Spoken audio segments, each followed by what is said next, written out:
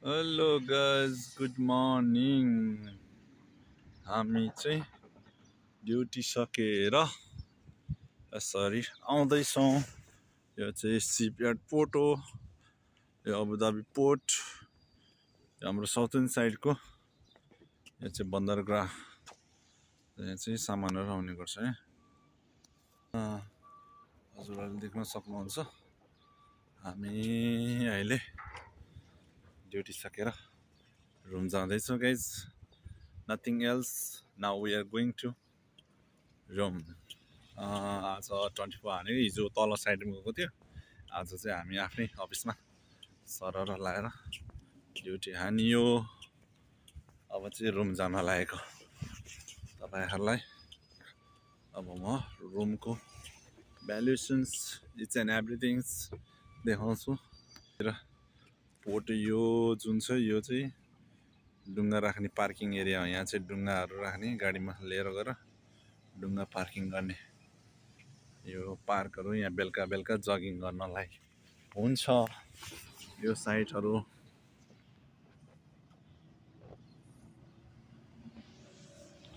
त्यो हो गाइजहरू होइन, एकदम रमाइलो रमणीय र अत्यन्तै मनमोहक दृश्यहरू चाहिँ हजुरले यहाँ पाउन सक्नुहुन्छ है।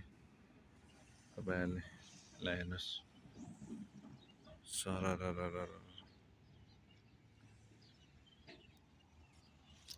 छनी भए जाउँ है माया घर हाम्रो गोर्खा हजुर। है है यस्तै छ हाम्रो यहाँ होइन। देशी हो नि हजुर, परदेशी। ल साथीहरू, तपाईँहरू सम्पूर्ण साथीहरूले चाहिँ लाइक गर्नुहोला, कमेन्ट गर्नुहोला, सेयर गर्नुहोस्, सब्सक्राइब गर्नुहोस् र आउने दिनहरूमा अझ धेरै माया गर्नुहुन्छ भन्ने कुरा चाहिँ मैले ठुलो अपेक्षा राखेको छु हजुरहरूबाट। हेलो हेलो सबैजना साथीहरूलाई। यस्तो चाहिँ यो चाहिँ अहिले हामी चाहिँ अलमिरफाको साउथर्न साइड अबुधाबी युए अन्तर्गत पर्ने ठाउँमा छौँ। यहाँ पार्कहरू, नर्मल पार्कहरू यसरी बनाइएको छ। यहाँ तपाईँहरूले देख्न सक्नुहुनेछ, यो सबै खजुरको बोट है। जुन जुलाईको बेला चाहिँ खजुर यहाँ मजाले लटरम्मै पाक्छ। यो नाइट लाइट हो, यसरी बनाएको छ सरर सरर परेर। यस्तै छ। ल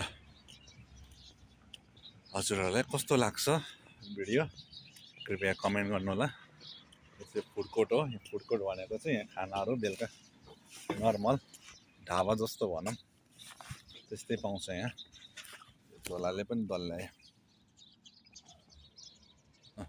ल साथीहरू, यो चाहिँ फुड कोर्ट एरिया टक्क। यो चाहिँ लाइट बल्छ यहाँ सरर। यो चाहिँ भइहाल्यो, यसरी गर्न मिल्यो तपाईँहरूले।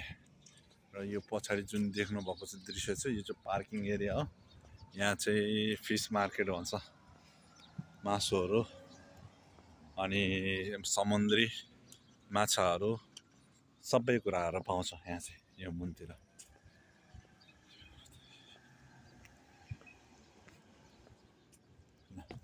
यो सबै यो चाहिँ एरिया चाहिँ पुरै फिस मार्केट यहाँको तपाईँहरूले देख्न सक्नुहुन्छ है। आगामी दिनहरूमा पनि हजुरले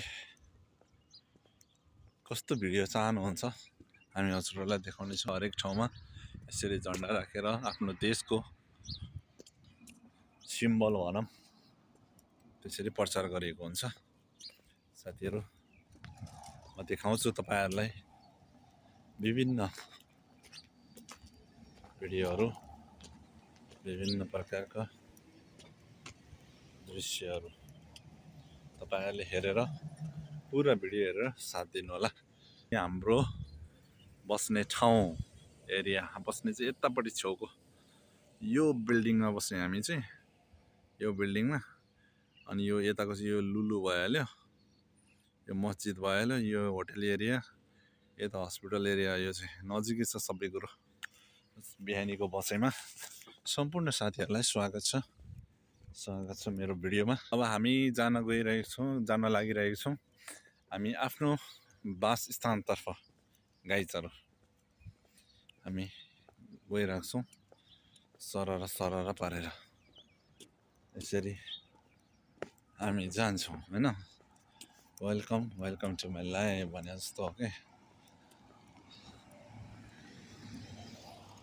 सरर हामी यसरी जान्छौँ। अनि बाँकी कोहीहरू चाहिँ बाहिर साउदीबाट कतारबाट कुवेतबाट आउनेहरूको बोटहरू चाहिँ गर्छ। यो साइडमा चाहिँ कुवेतीहरू हाइब्रिड भएको बेला आउँछ तिनीहरूकै यो यस्तो। अनि कोही लोकलहरूले चाहिँ टाढाबाट आउनेहरूले चाहिँ यहीँ छोडेर जान्छ नत्र लिएर जान्छन् कोहीले चाहिँ। नत्र भए नजिकले त आफ्नै प्रायः बारम्बार आइरहनेहरूले त यहीँ छोडेर जान्छ, पार्किङ गर्छ, यहीँ छोड्छ जान्छ। त्यसो गरेर गर्छ। यो चाहिँ एडमिन हाउस यो फिस कोडको मान्छेहरू बस्ने स्टाफहरू बस्ने घर हो यो। दर्शकबिनहरू तपाईँहरूले देख्न सक्नुहुन्छ यहाँ एकदम स्वभावमा रोडहरू राखिएको छ। तपाईँले अगाडि बनाउँदै लिएर जानेछु। यहाँको यो स्कुल बस हो र तपाईँहरूलाई म देखाउन गइरहेको छु। सरर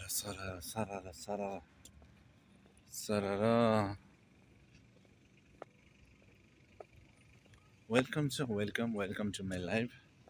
तपाईँलाई अब कुनै रोकटोक छैन, कुनै केही छैन साथीहरू।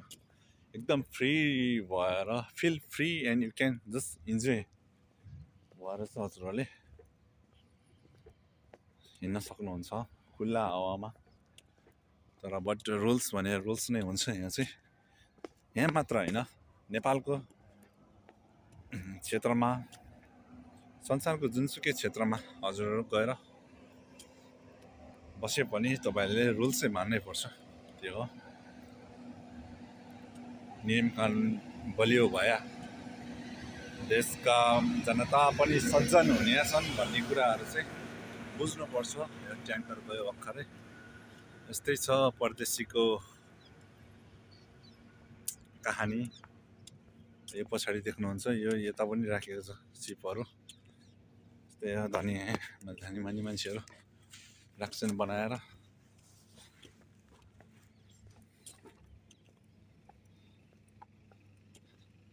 अनि यो चाहिँ हाम्रो टक्क अल्मोगेरा रेसिडेन्ट एरिया।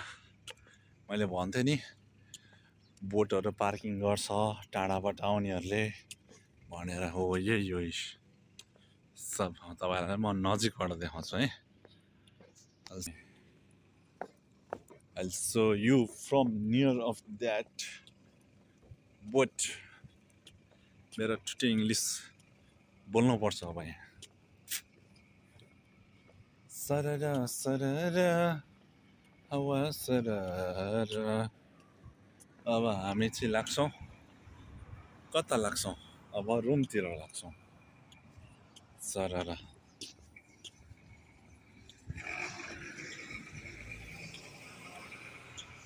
हजुरहरूले सक्नुहुन्छ हामी रोड क्रस गरेर अगाडि बढ्दैछौँ श्रोताबिनहरू।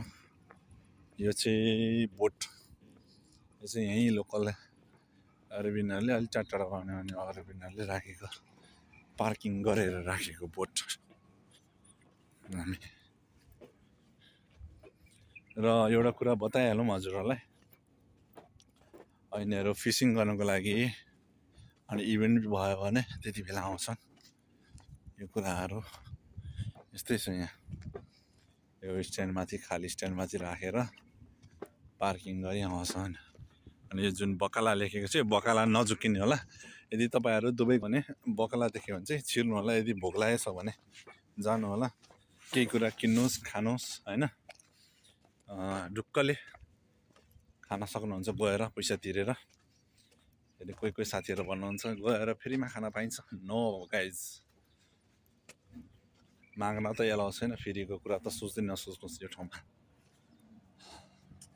सब माग्नु छ इधर देखो सब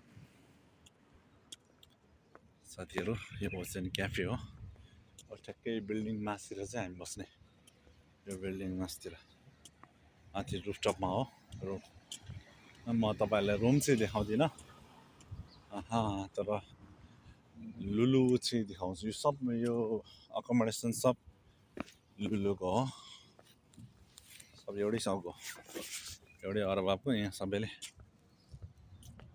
ठिक छ यो चाहिँ यहाँ सामानहरू राखेको छ सबै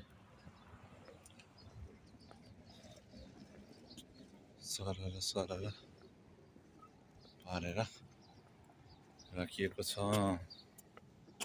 म तपाईँहरूलाई देखाउँछु गाइज यहाँ चाहिँ भित्र यो रेस्टुरेन्ट एरियामा बस्ने पार्किङ एरिया सब यो त्यो चाहिँ होटेल हो बिच बे स्टार होटेल अनि यो चाहिँ यता चाहिँ लुलु छ यो टक्क लागेर यहाँनिर लन्ड्री छ यो चक्लेट पसल छ कपडा पसल छ सबै